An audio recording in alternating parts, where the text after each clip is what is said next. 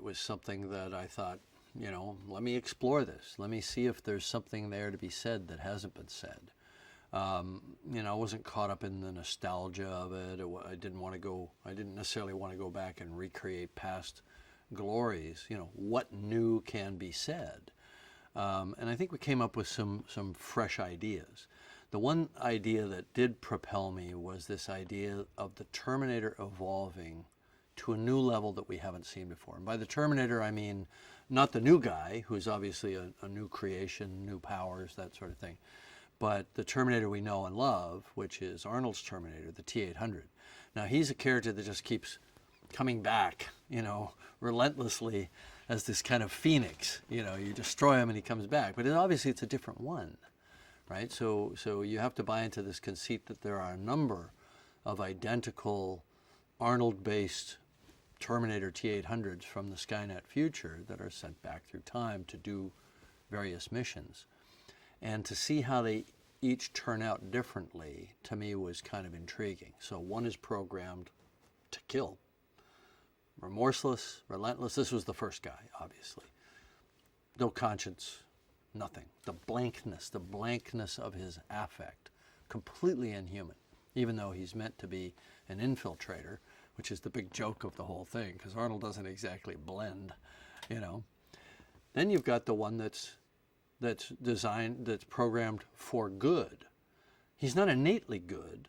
He's programmed to be good. He doesn't even really want to be good. He'd rather kill people because it's simpler, and he's told not to, and he kind of resists it. And that's there's a little kind of ironic dark humor in movie 2 around that idea.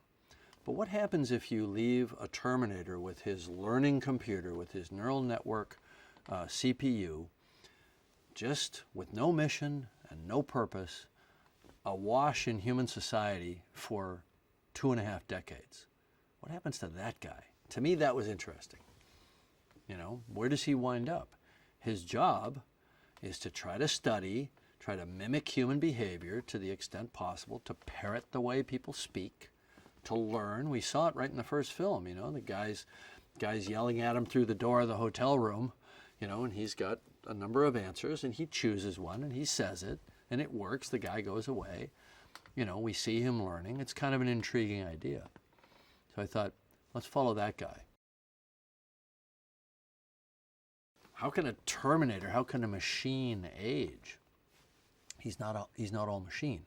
He's a mixture of machine internal components and a human organic exterior. So of course he's going to age. He can't not age. Organic systems age. It's built into the cells. The telomeres of the cells get shorter, and the system ages. So of course a Terminator is going to age, right up until the part where his outer form dies, falls off, and then you've probably got half a century of this machine walking around. Now we never play that idea out, but of course it's perfectly permissible for there to be an aging Terminator. Because he's human on the outside. I would submit that Sarah Connor is not just one of the first great action heroes, that nobody has really lived up to that since then. There are actresses that have done the physicality that she did, certainly. But the nuanced, dark, crazy, tortured, complex character, the performance that she gave in movie 2, coupled with her physicality, which is what I think stunned everybody, and the things that she got to do, the competence, the clarity of her action. I don't think anybody's done that since. So of course we want to see her come back. Now Linda had to think twice about whether she wanted to try to compete with that, 25-year earlier version of herself, now at the age of, I don't want to say 60-something, 60 plus. The thing that was intriguing for me was there are no prototypes for the character that she plays in Dark Fate in cinema as we know it. I'm sorry. I may be missing something, but show me the 60-something action hero female. Plenty of 60-something male action heroes, midlife crisis, male action heroes. Some of them are just making a living off of, running around with guns, blowing shit up, still getting the girl at 60, 65, 70, It's kind of silly, really. It's male fantasy, right? Show me the female prototype for that in our cinema. There are plenty of 30-somethings. There's the occasional 40-something. Ain't no 50 or 60-somethings. So that was interesting to me. And I wanted to see it. And I pitched that idea to her. I said, you can be something we haven't seen. That's cool.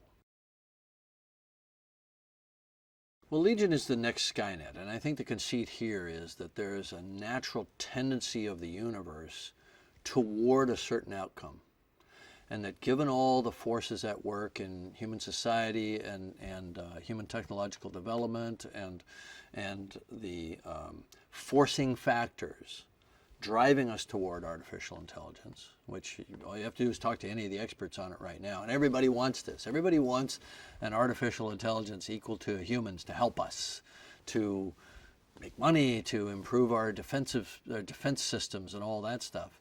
They're all driving toward it. Vladimir Putin has said the country that controls artificial superintelligence will control the world. Quote, unquote. I don't like it when dictators start talking about controlling the world, even if he's joking, which of course he wasn't. The point is, everybody's stampeding toward this thing without any real sense of who's in charge. Where are the brakes? Where is the oversight or the ability for governments to control this process? Well, it's a kind of a free enterprise thing. You got enough money, you go develop a superintelligence. Nobody's running the show here. So we could very easily be in a situation where we just replace ourselves with a machine smarter than we are. And by the way, that may not necessarily share our goals. So the thinking is Skynet was a manifestation of these driving forces. Take Skynet out of the way, well, it's going to happen again. Take Legion out of the way, it's going to happen again. It's going to keep happening because the universe is driving in that direction relentlessly. So the question is, how do you resolve that conflict, that innate conflict? Either we're going to win, but by doing so we'll have to turn away from what we know and our technology and so on and go back to some kind of dark age. The machines are going to win, in which case we're extinct, we don't have to worry about it. Or there's some other path. What's the other path? The Rev 9 is just a bunch of writers sitting in a room talking about the things they want to see. And I said, well, what if you had an endoskeleton with the liquid metal over the outside? And what if he fell off a motorcycle at 90 miles an hour and hit a chain link fence and all the liquid flew off? And all of a sudden there's an endoskeleton standing there and he's still coming after you. That'd be cool. Well, that scene's not in the movie, but something very much like it is. And I think Tim said, well, what if it's not an accident? What if they can divide on purpose? One can take this car, one can go on foot, they can fight independently, they're in constant communication. So that's a more formidable foe. So that's the path that we took. They can divide by choice. I think it would be great if audiences sort of asked themselves what their individual impact on the world might be.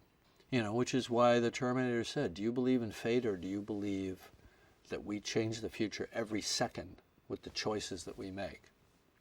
I love that moment for Arnold's character in this film. So we should all walk out of that movie and ask ourselves, are we making the future every second with every choice that we make? Hell yeah, we are. So make good choices, and value yourself. Value yourself and the impact that you have on the world, on the people around you. It's a butterfly effect, right? The choices that we make emanate outward, and through time may take on huge importance.